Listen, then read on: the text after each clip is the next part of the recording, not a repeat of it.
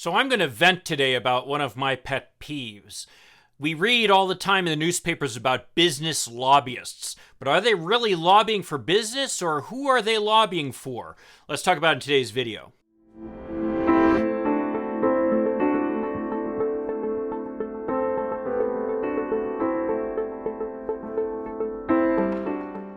Hi, I'm Mike Greiner. I'm a lifelong Democratic activist who's concerned about the direction our country is taking. If you share my concerns, maybe you could like this video and subscribe to this channel, maybe even click that little bell that will notify you when I post something new. So for those of you who don't know, I am actually a business school professor.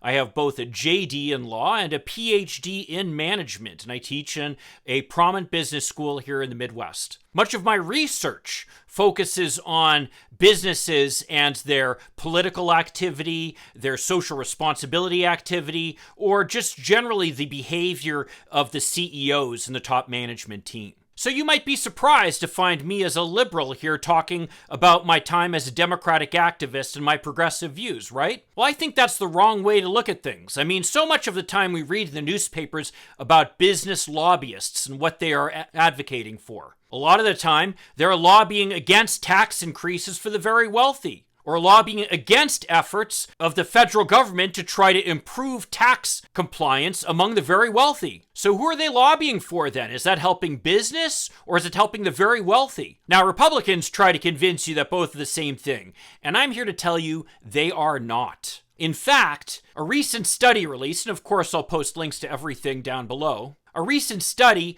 shows just the damage that the inequality in this country has done to our long-term economic growth. If you think about it, it's not terribly surprising that investing in people and families across the country would generate a lot more economic growth than just all the wealth being accumulated by the very, very powerful and wealthy at the very top.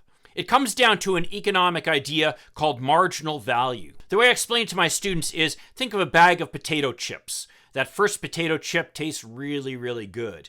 The second, still really good, but as you keep eating, after a while, they're not so good.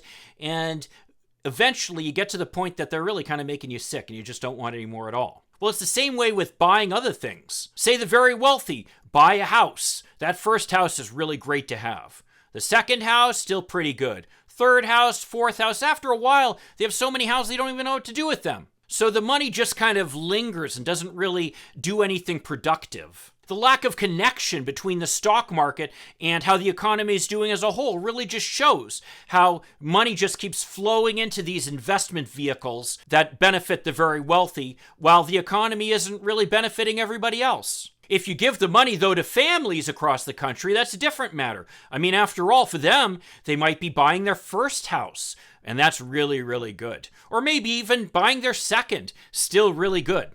Same thing with cars. Buying their first one or their second one, both really good. The very wealthy, by the time they're on their 5th or 6th house or 20th car or 10th boat, it doesn't matter anymore.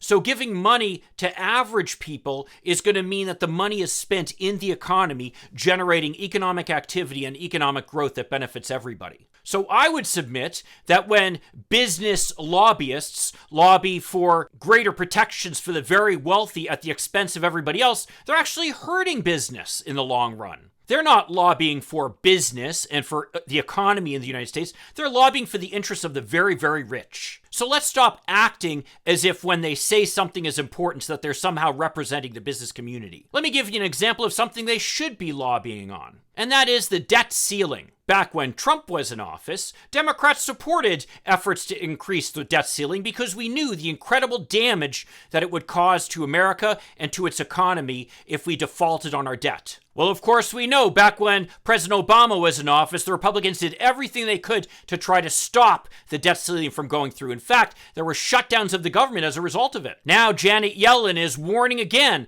that the federal government is not going to be able to pay its bills unless the debt ceiling is increased. Democrats, as usual, were on board, willing to increase the debt limit, whether the president is a Democrat or a Republican. But Republicans, in a change of face and just showing how blatantly partisan they are and how they don't care anything about the country, have signed a letter saying they're not going to support efforts to increase the debt limit, despite the fact that Democrats supported it when President Trump was in office. Well, that's something that business lobbyists should be really concerned about. Because if America defaults on its debt, my guess is the economy is going to go into a massive recession. Up until now, American bonds have been viewed as the gold standard in the world, something that people can count on, that's as good as cash. That's why our interest rates are so low. But if because of the intransigence of Republicans, we do not go through with this, that's going to be a major blow to our economy and really a major blow to the value of the dollar worldwide. So if business lobbyists favor protecting the economy,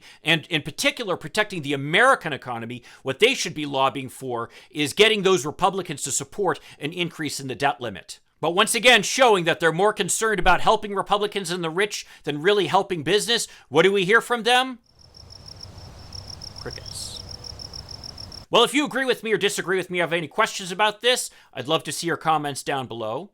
And if you could provide me a like and maybe subscribe to this channel, that'd be a huge help.